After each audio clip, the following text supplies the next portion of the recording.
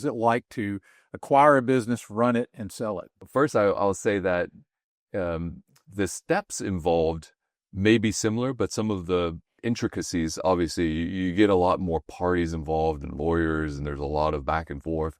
The larger you get, the more hands in the more cooks in the kitchen. But my own experience with business ownership was in 2019. Actually, this is obviously pre-COVID.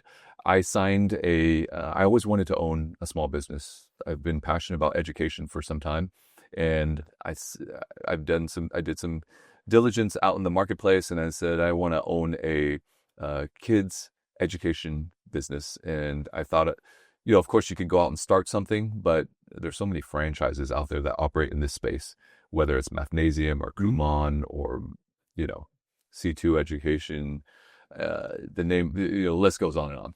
I found a concept around kids STEM, which is science, technology, engineering, math, where they teach kids computer coding. So I signed a area development agreement, which means I'll commit to owning and operating multiple units, multiple locations in 2019. The terms were 5 years. So I have 5 years, these territories to open, start, and run. So I brought Code Ninjas, which is the concept, to Dallas. We opened up our first location in Preston Hollow. Now, mind you, I signed the lease in 2019. Yeah, something happened after that. Yes, indeed. Something happened in March or so of 2020, and COVID hit. Businesses were closed, not popular to own any customer-facing, not to mention education and kid-facing business. And for as much prep work and diligence that you could do, you did. Nobody saw that coming. I certainly did not.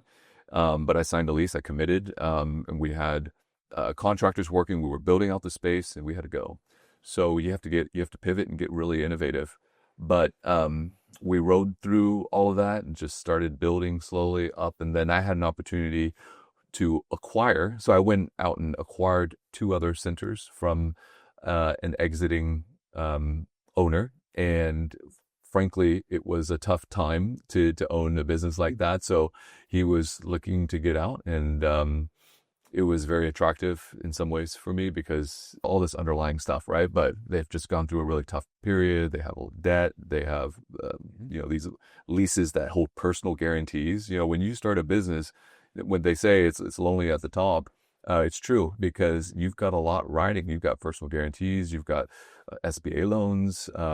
Maybe you have, where your house is pledged as collateral. Your house is pledged as collateral. They could go out, even if you file bankruptcy, any asset that you have, even including your personal residence, is subject to play. So he wanted to exit, and so I acquired 2 more. So I started a unit. I acquired 2 more, ran them, grew them. And then just recently in January, I sold to a small group of buyers here, and I've exited that. So it was quite a learning experience, as you can imagine, in a couple of years. But in that process, even to sell a small business like that, you need a purchase and sell agreement. Yep. We had escrow, we had a lawyer involved, and you go through some of the same stuff. They had a due diligence request of 10 odd items. They wanted customer lists, they wanted financials, they wanted the lease terms, obviously, and some other things. And I was on the sell side. I submitted to them, and we went back and forth. We came to terms, and then we sold and exchanged keys. And then there was a short kind of training and ramp up period. As a small business owner, though, you can appreciate this. I wanted to make sure that we had about 15 total staff. I wanted to make sure that our center managers and our staff were taken care of, that they were, there was a smooth transition between myself as the owner and the new group of owners, that worked out well. And I wanted to make sure that our customers, because frankly, some of them were friends of mine that sent their kids to our local centers, and some of them had been our customers since the very beginning in 2020.